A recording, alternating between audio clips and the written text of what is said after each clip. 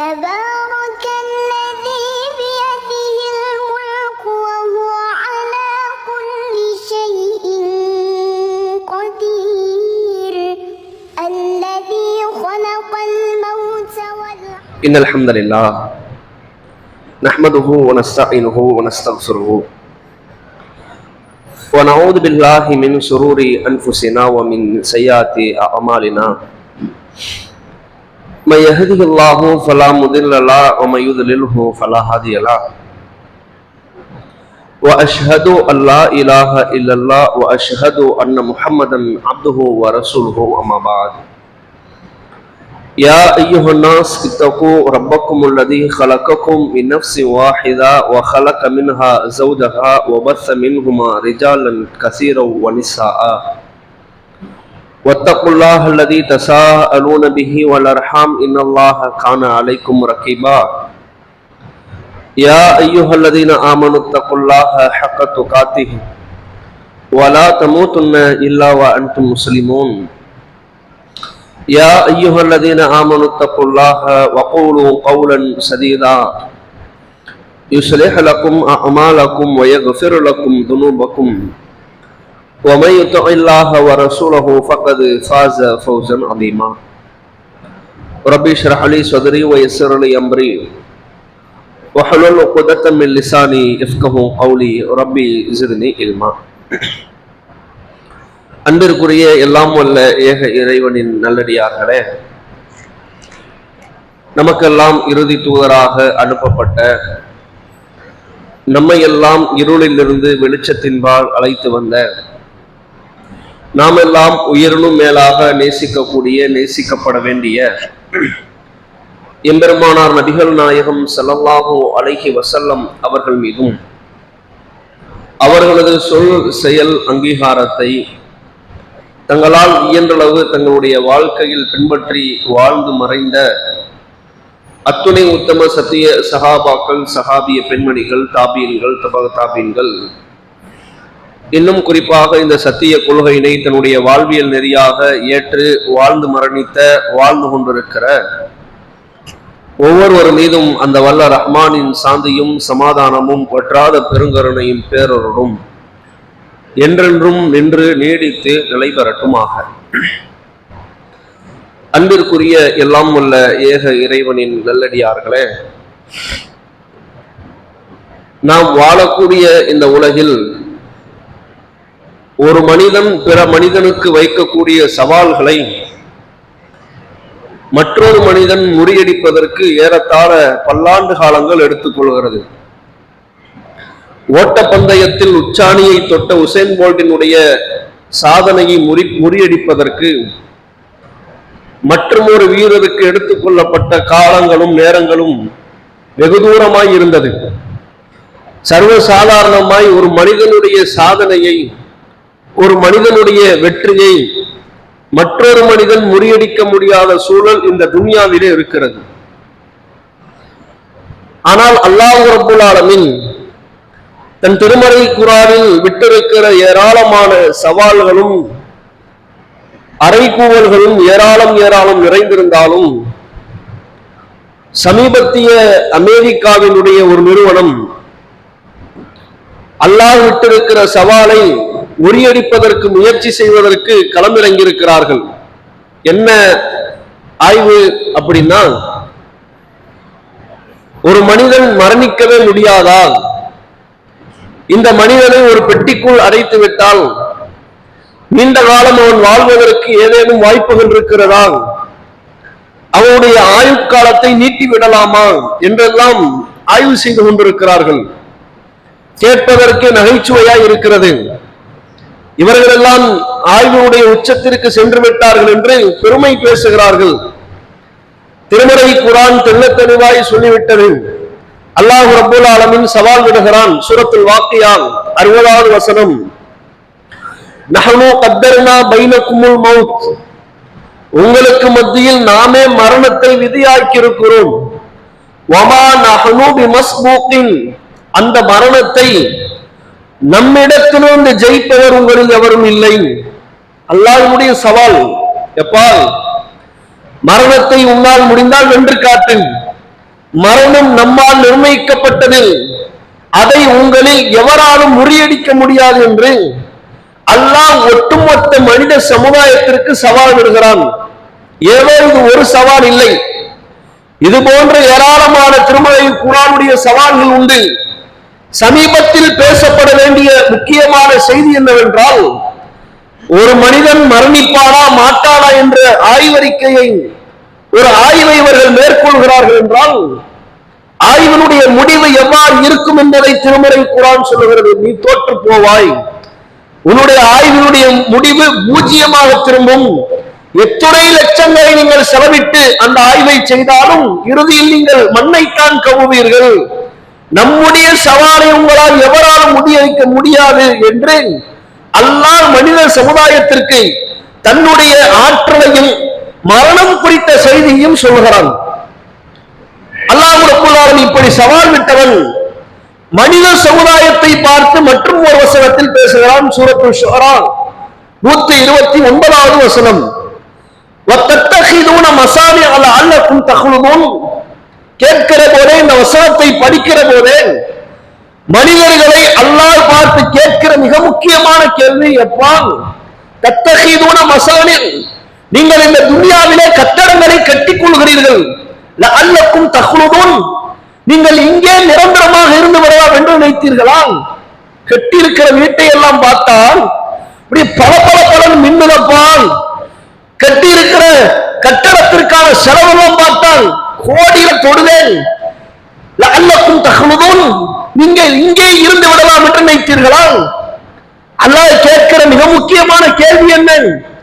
மனுஷன் வாழ்ற life style எப்படி இருக்குன்னா, ஏதோ மரணிக்கவே மாட்டோம் என்பதை போன்றும், மரணம் அவனுக்கு இப்போது இல்லை என்பதை போன்றும், மரணம் நீண்ட நெடிய தூரம் தள்ளி இருக்கிறது என்பதை போன்றும் அவனுடைய செயல்பாடு இருக்கிறது.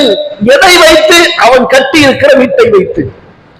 அவன் அணிந்திருக்கிற ஆடையை பற்றி பேசவில்லை, உணவை பற்றி பேசவில்லை, இருக்கிற இருப்பிடத்தை வைத்து மாத்திரம் அல்லாஹ் சொல்கிறான். கட்டி இருக்கிற வீட்டை பார்த்தால் பாவா நீங்க இங்கே இருந்துலாம் நினைச்சிட்டீங்களா?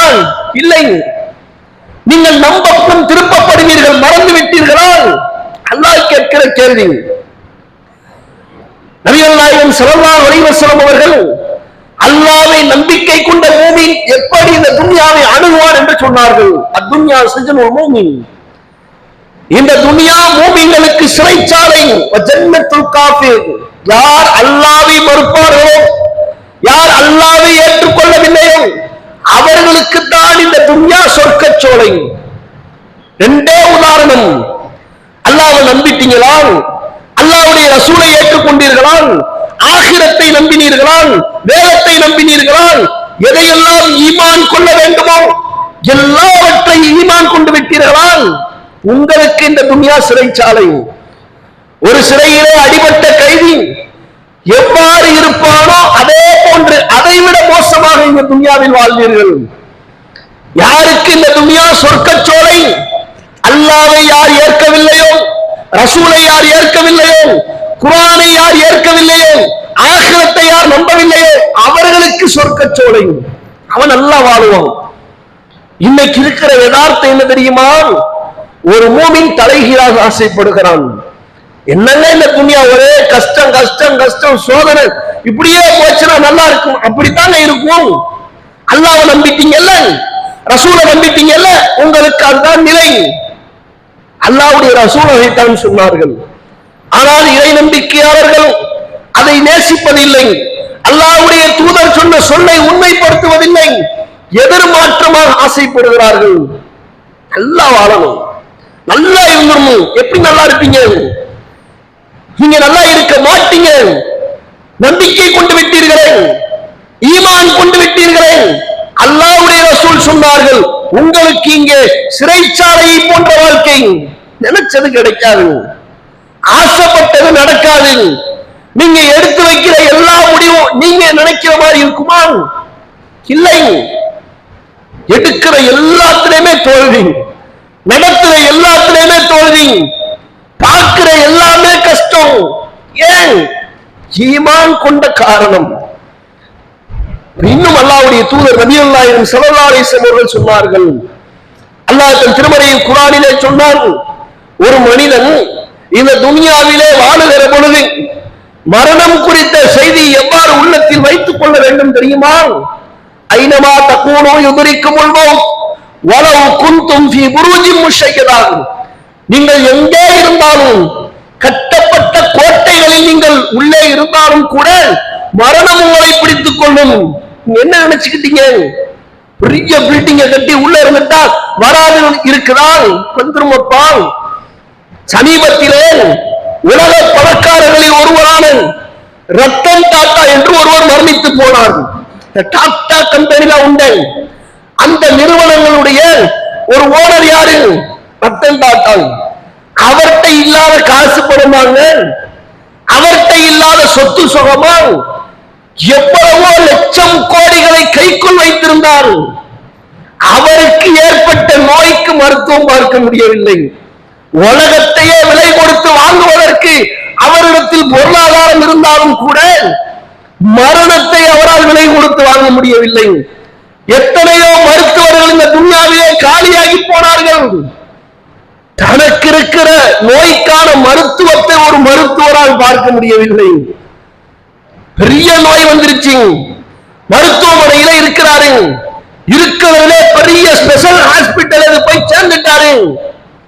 அவருக்கு ஏற்பட்ட நோய்க்கான மருத்துவத்தை அவரால் பார்க்க முடிந்ததால் அவரை சுற்றி பெரும் பெரும் மருத்துவர்கள் இருக்கிறார்கள். யாரெல்லாம் ஸ்பெஷலிஸ்ட் என்று பேசப்படுகிறார்களோ எல்லாம் தலை கருகாமையில் இருக்கிறார்கள். உயர்தரமான மருத்துவம் பார்க்கப்படுகிறது. கண் கொத்தி பாம்பாய் கவனிக்கப்படுகிற மருத்துவர் அவரால் காப்பாற்றிக் கொள்ள முடிந்ததால் எல்லாம் அருகாமையில் உண்டு.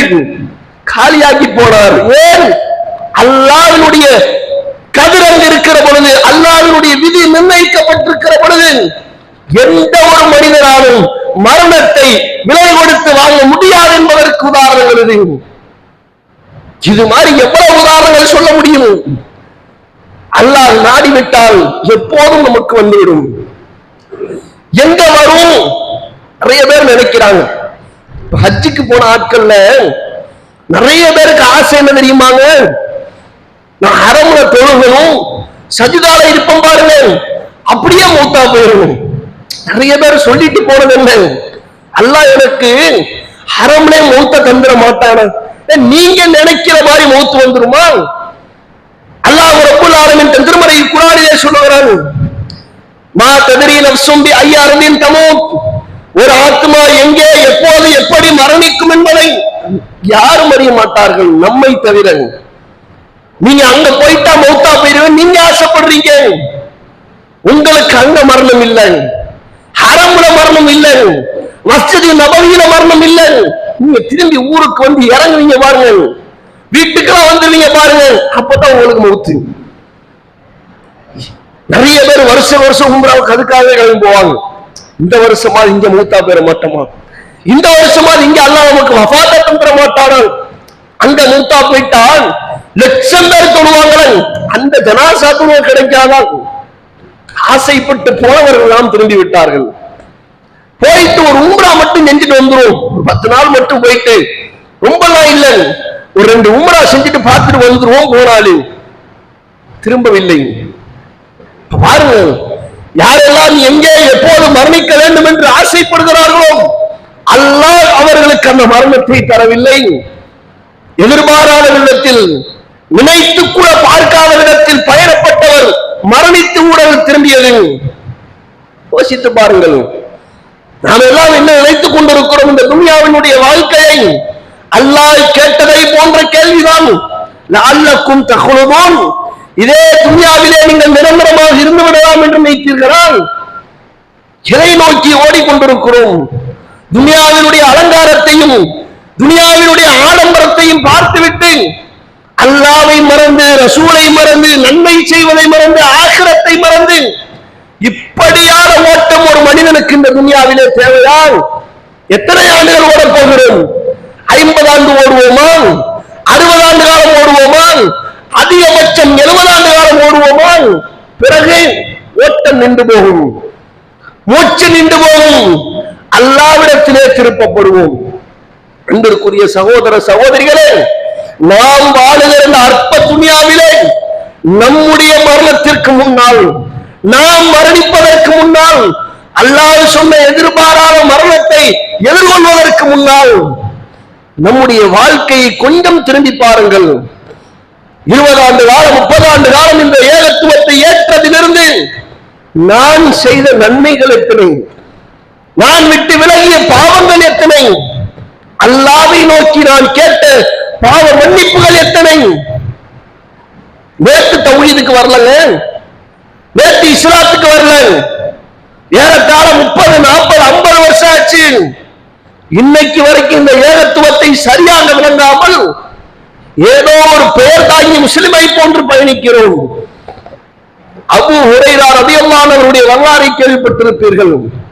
நபிகள் நாயகம் ஸல்லல்லாஹு அலைஹி வஸல்லம் அவர்களோடு வெறும் 4 ஆண்டு காலம், கும்பலா இல்லைங்க, 4 வருஷம், 4 ஆண்டு காலம் நபிகளாரோடு பயணித்து அவர் இந்த இஸ்லாமிய மார்க்கத்திலே தன்னைத்தானே ஈடுபடுத்திக் கொண்ட ஈடுபாட்டு எவ்வாறு ஹதீஸ்களை அதிகம் அறிவித்தார். 6000க்கும் மேற்பட்ட ஹதீஸ்கள். 4 வருஷம் இஸ்லாத்தை படிச்சு அவர் அறிவிச்ச ஹதீஸ் எத்தனை? 6000க்கும் மேற்பட்ட ஹதீஸ்கள். அதிகமான ஹதீஸ்களை அறிவித்த நபி தோழர் அபூ ஹுரைரா ரலியல்லாஹு அன்ஹு. ரொம்ப வருஷம் இஸ்லாத்துல இல்லை, கொஞ்ச வருஷம் தான் இருக்கிறாரு. ரசூலுல்லாஹ்வோடு பயணித்த காலங்கள் குறைவு. இஸ்லாத்தின் மீது கொண்ட ஈடுபாடு, நன்மை செய்கிற ஈடுபாடு, அல்லாஹ்வை பற்றிய அச்சம் எப்படி இருந்திருக்கிறது. உமர் ரலியல்லாஹு அன்ஹுடைய வாழ்க்கை வரலாற்றை கேள்விப்பட்டிருப்போம். பெரும் சம்பவங்களை எல்லாம் செய்து முடித்தவர் உமர் ரலியல்லாஹு அன்ஹு அவர்கள். இந்த துனியாவிலே வாழ்ந்தால் இந்த மனிதரை போல் வாழ வேண்டும் என்று முன்மாதிரியாக கொள்ள வேண்டிய ஒரு நபி தோழர் உமர் ரலியல்லாஹு அன்ஹு அவர்கள். ஏன் தெரியுமா? அல்லாஹ்வுடைய தூதர் நபிகள் நாயகம் ஸல்லல்லாஹு அலைஹி வஸல்லம் அவர்கள் யாருக்கும் கொடுக்காத, யாருக்கும் சொல்லாத ஒரு சிறப்பை இவருக்கு சொன்னார்கள். என்னது? ஒரு மனிதனை பார்த்து இன்னொரு மனிதன் விரண்டோடுகிற நிலை உண்டு. ஒரு ஆள் வந்தாருன்னா, மாடி இவர் பக்கத்துல நிக்க கூடாதுங்க, பேசுனா பொய்யா பேசுவான், இல்லாத பேசுவான், இவன் பக்கத்துல இருந்தாலே முசீபத்து, இப்படி ஓடுற ஆட்கள் உண்டு.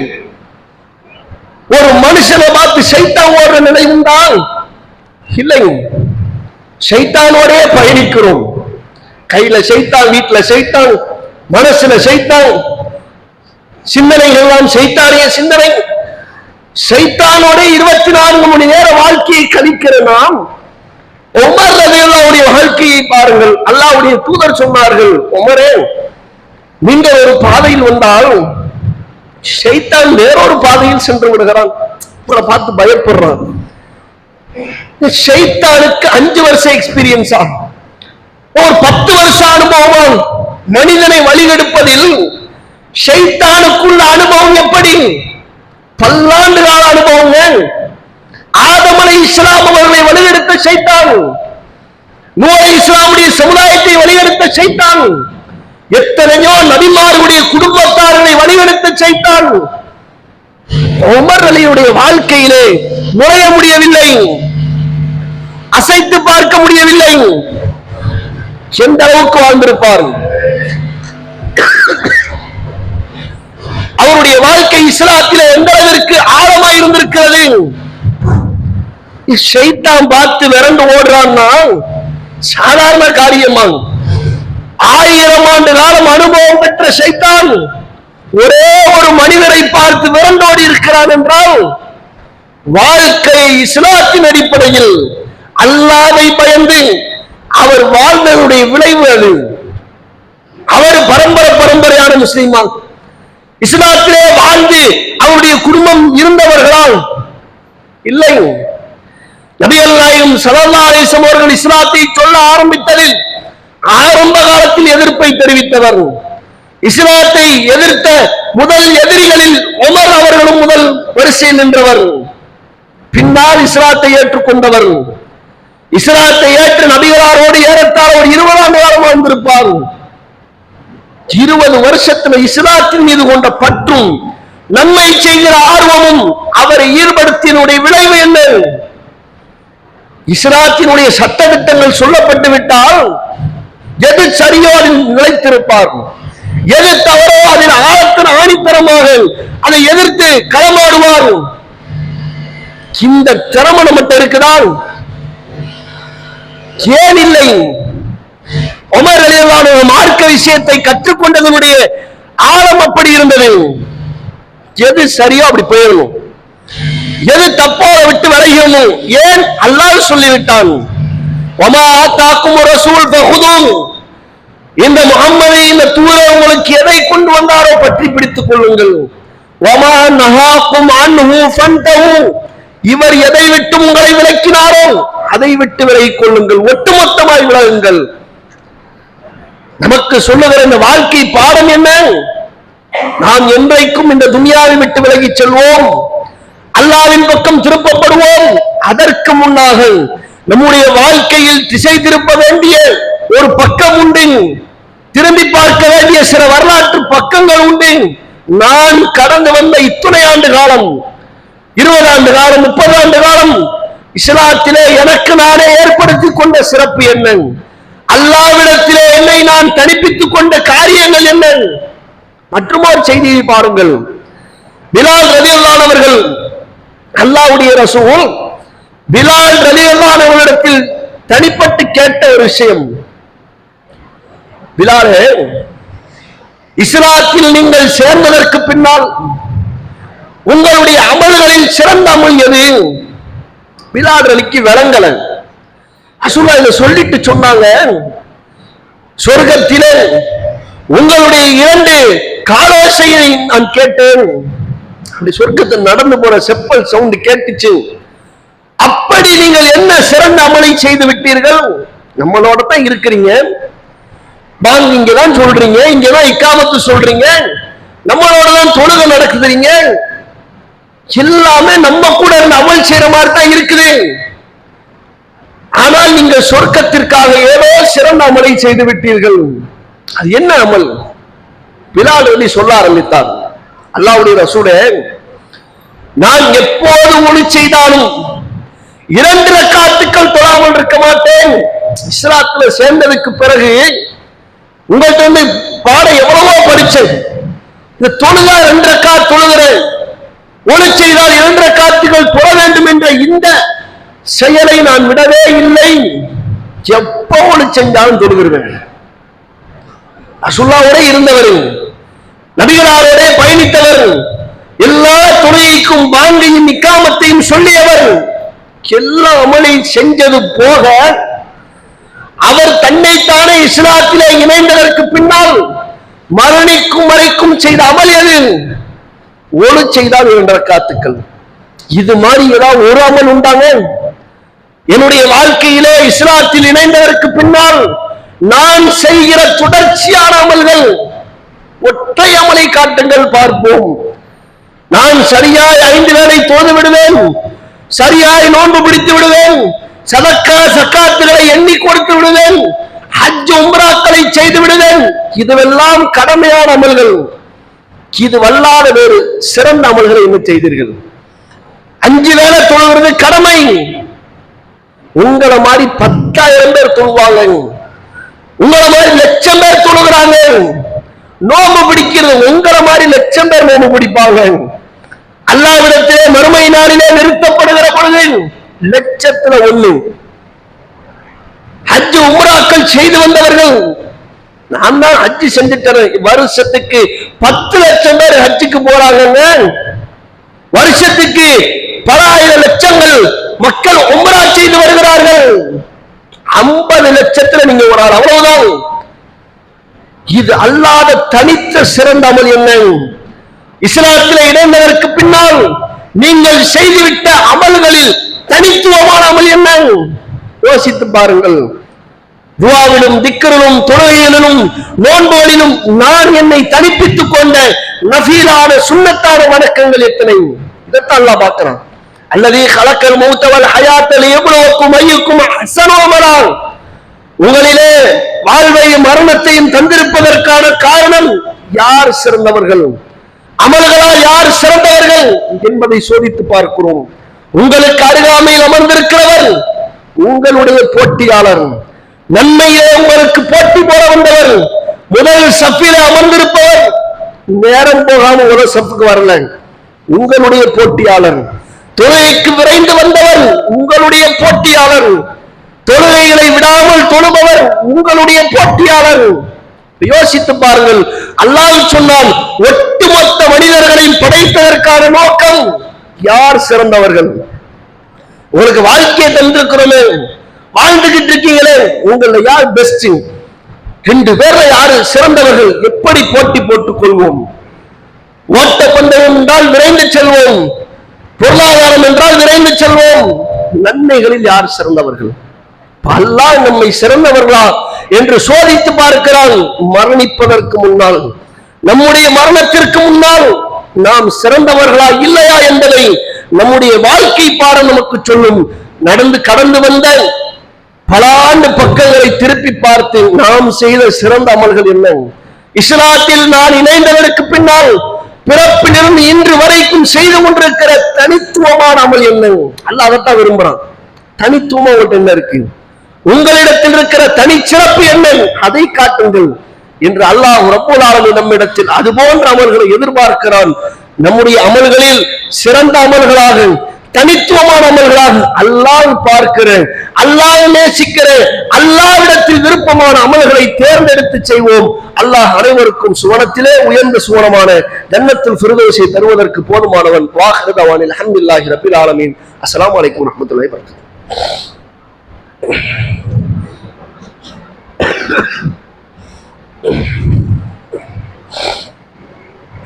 அல்ஹம்துலில்லாஹ். அன்பிற்குரிய எல்லாம் வல்ல அல்லாஹ்வின் நல்லடியார்களே, பொதுவாகவே மனிதன் வாழுகிற இந்த துனியாவில் தனக்கு எது சிறந்ததோ அதைத்தான் விரும்புகிறான். உடுத்துகிற உடையிலும் சரி, உண்ணுகிற உணவிலும் சரி, இருக்கிற இருப்பிடத்திலும் சரி, ஏதோ மனம் விரும்பாத ஒன்றை அவன் ஏற்றுக்கொள்வதில்லை. ஆடை எடுக்க சென்றால் பல மணி நேரங்கள், உணவு உண்ண சென்றால் பல மெனுக்களை பார்த்து உணவுகள், ஒரு கட்டடத்தை கட்டுவதென்றால் பார்த்து பார்த்து ரசித்து, கற்களை பார்த்து, மண்ணை பார்த்து, விலையை பார்த்து என்றெல்லாம் எது சிறந்ததோ அதை தேர்ந்தெடுக்கிறான். அடிகிற ஆடையிலும் அப்படித்தான். ஜும்மாவிற்கு வந்திருக்கிறோம், ஏதோ வீட்டில் இருக்கிற 10ல் ஒன்றை அணியவில்லை, 10ல் எது சிறந்ததோ அதை அணிந்து வந்திருக்கிறோம். ஏதோ காலணிகள் 4 காலணிகளில் ஏதோ தானோ என்று அணிந்து வரவில்லை. இன்றைக்கு ஜும்மாவுடைய தினம், இதில் எது சிறந்ததோ அதை அணிந்து வந்திருக்கிறோம். மற்ற நாட்களில் வாசனை திரவியங்கள் பயன்படுத்தாதவர் இன்றைக்கு போட்டு வந்திருப்பார். ஏன்? இன்றைக்கு ஜும்மாவுடைய தினம். சிறந்த நாளிலே சிறந்த ஆடையும் சிறந்த அமல்கள் செய்வதற்கும் விரைந்து வந்தவர். அல்லாஹ் ரப்பல் ஆலமீன் இஸ்லாத்திலே சிறந்த மாதங்கள் என்று நாளை குறிப்பிடுகிறான், சிறந்த ஆடை என்று சிலவற்றை குறிப்பிடுகிறான். அப்படி நீங்கள் பாருங்கள், ஆடைகளில் எல்லா ஆடையும் நபிகள் நாயகம் ஸல்லல்லாஹு அலைஹி வஸல்லம் அவர்கள் சிறப்புப்படுத்தவில்லை. வெள்ளை ஆடை அணியுங்கள், அதுதான் சிறந்தது என்றார்கள். மாதத்திலே 4 குறிப்பிடுகிற பொழுது முஹர்ரம், ரஜப், துல்காதா, துல்ஹஜ், இந்த 4 மாதங்கள் சிறப்பான மாதங்கள். மற்ற மாதங்கள் நல்லா இல்லாமல் இல்லை, அதை விட இது சிறந்தது. ஏன்? போர் செய்ய தடை. எந்த அளவிற்கு சிறந்தது? நாம் அமர்ந்திருக்கிற, நாம் அடைந்திருக்கிற துல்ஹஜ் மாதம் முதல் 10 நாட்களுடைய சிறப்பை அல்லாஹ்வுடைய ரசூல் சொன்னார்கள். நீங்கள் மற்ற மாதங்களில் மற்ற நேரங்களில் செய்கிற ஏனைய அமல்களை விட எந்த 10 நாட்களில் செய்கிற முதல் 10 நாட்களுடைய அமல்களை அல்லாஹ் நேசிக்கிறான். அல்லாஹ் அதைத்தான் விரும்புறான். ஒரு மனிதனுக்கு விருப்பமான செயல்களை செய்வதற்கு போட்டி போடுகிறோம். என் தாய்க்கு விருப்பமான அமல் எது? என் தந்தைக்கு விருப்பமான செயல் எது? நான் எதை செய்தால் என் மனைவி என்னை நேசிப்பாள், நான் எதை செய்தால் என் பிள்ளை என்னை நேசிப்பாள். துன்யாவிலே பிற மனிதர்களுடைய நேசத்தையும் அன்பையும் பெறுவதற்கு போட்டி போடுகிறோம், ஓடுகிறோம். ஆனால் அல்லாஹ் திட்டவட்டமாக சொல்லுகிறான், இந்த 10 நாட்களில் அமல் செய்யுங்கள். நீங்கள் செய்கிற இந்த அமல் என்னிடத்தில் நேசத்திற்குரியது, அதை நான் விரும்புகிறேன். அல்லாஹ்வுடைய தூதரிடத்திலே சஹாபா பெருமக்கள் கேட்டார்கள், யார் ரசூலல்லாஹ், வலல் ஜிஹாது ஃபீ சபீலில்லாஹ், அப்படியானால் அல்லாஹ்வுடைய பாதையிலே போர் செய்வதை விட சிறந்ததான். அல்லாஹ்வுடைய தூதர் சொன்னார்கள், போர்க்களத்திற்கு சென்று உடலையும் உடைமையும் கொண்டு திரும்புவாரே அவரை விட சிறந்தவர் என்றார்கள். ஜிஹாதுக்கு நெருக்கமான அமலை சொல்லி தந்திருக்கிறார்கள். இன்னும் அல்லாஹ்வுடைய தூதர் நபிகள் நாயகம் ஸல்லல்லாஹு அலைஹி வஸல்லம் இடத்திலே கேட்கப்பட்டது, சுஹைல அன் யௌமி அரஃபா, அரஃபாவுடைய நாளிலே நோன்பு பிடிப்பதை பற்றி கேட்கப்பட்டார்கள். அப்போது அல்லாஹ்வுடைய ரசூல் சொன்னார்கள், யுகஃபிரு ஸனத்தல் மாலியத வல் பாக்கியா, ஒரு வருட கால முந்தைய பாவங்கள், ஒரு வருட கால பிந்தைய பாவங்கள். நீங்க ஒரு வருஷம் முன்னாடி என்னெல்லாம் பாவம், சிறிய சிறிய பாவங்களை செய்து வந்தீர்களோ 12 மாதங்கள் எத்தனையோ பாவங்களை செய்து விட்டோம். பாவத்திற்கான மன்னிப்பு தேவையால் தௌபாவை எதிர்பார்க்கிறீர்களா? அல்லாஹ் என்னை மன்னித்து விட மாட்டானா என்று ஏங்குகிறீர்களா? இதோ அரிய வாய்ப்பு. ஒத்த நோம்பு பிடிங்க. நீங்கள் செய்த எல்லா சிறிய பாவங்களுக்குமான மன்னிப்பை அல்லாஹ் வைத்திருக்கிறான். ஒரு வருட கால பிந்தைய பாவங்கள், இனி நான் என்னென்ன பாவம் செய்ய போகிறேனோ, இனி எல்லாம் என்னிடத்து எந்த பாவங்கள் தொடருமோ அந்த பாவத்திற்கு மன்னிப்பை அல்லாஹ் இந்த ஒற்றை நோம்பிலே வைத்திருக்கிறான். வரக்கூடிய வெள்ளிக்கிழமை அரஃபாவுடைய தினம் ஹாஜிகள் கூடுகிற அந்த இடத்திலே அவர்களுக்கு நோன்பு இல்லை, நாம் நோன்பு பிடித்திருப்போம். இன்னும் அல்லாஹ்வுடைய தூதர் சொன்னார்கள், அரஃபாவுடைய தினத்திலே நரகத்திலிருந்து அல்லாஹ் விடுதலை செய்வதை போன்று வேறு என்றைக்கும் அல்லாஹ் அவ்வாறு விடுதலை செய்வதில்லை. பாவத்தில் இருந்து மனிதனை எப்படியெல்லாம் அல்லாஹ் பரிசுத்தப்படுத்தி நன்மையின் பால் தட்டி எழுப்புகிறான் என்பதற்கு ஒரு உதாரணம் இது. அன்பிற்குரிய சகோதர சகோதரிகளே, கிடைத்திருக்கிற இந்த அற்ப வாய்ப்பு 10 நாட்கள், 2 நாள் சென்று விட்டது, இன்னும் வெறும் 8 நாட்கள் இருக்கிறது. நம்மால் எவ்வளவு அமல்களை செய்ய முடியுமோ, எவ்வளவு தொழ முடியுமோ, எவ்வளவு நோன்பு பிடிக்க முடியுமோ, எவ்வளவு தான தர்மங்கள் செய்ய முடியுமோ, எவ்வளவு அல்லாஹ்வை புகழ முடியுமோ, தக்பீர் சொல்லுங்கள், தஹ்லீல் சொல்லுங்கள், தஸ்பீஹ் செய்யுங்கள். நேரத்தை வீணாக்கி விடாதீர்கள். இது போன்ற சிறந்த நாளை அல்லாஹ் நாடினால் மீண்டும் அடுத்த வருடம் தான் அடைவோம். இல்லை என்றால் இல்லை. இந்த வாய்ப்பை பயன்படுத்திக் கொண்டு நன்மை அதிகம் அதிகம் செய்து அல்லாஹ்விடத்திலே சிறந்தவர்களாக, அல்லாஹ்விடத்திலே தனித்துவம் பெற்றவர்களாக வாழ்வோம். அப்படியே மரணிப்போம். அல்லாஹ் அனைவருக்கும் சுவனத்திலே உயர்ந்த சுவனமான ஜன்னத்துல் ஃபிர்தௌஸ் உங்களுக்கும் எனக்கும் உங்கள் குடும்பத்தாருக்கும் என் குடும்பத்தாருக்கும் தந்தருவானாக. வாஹிர் தவானில் அல்ஹம்துலில்லாஹி ரப்பில் ஆலமீன். அஸ்ஸலாமு அலைக்கும் வரஹ்மத்துல்லாஹி வபரகாத்துஹு.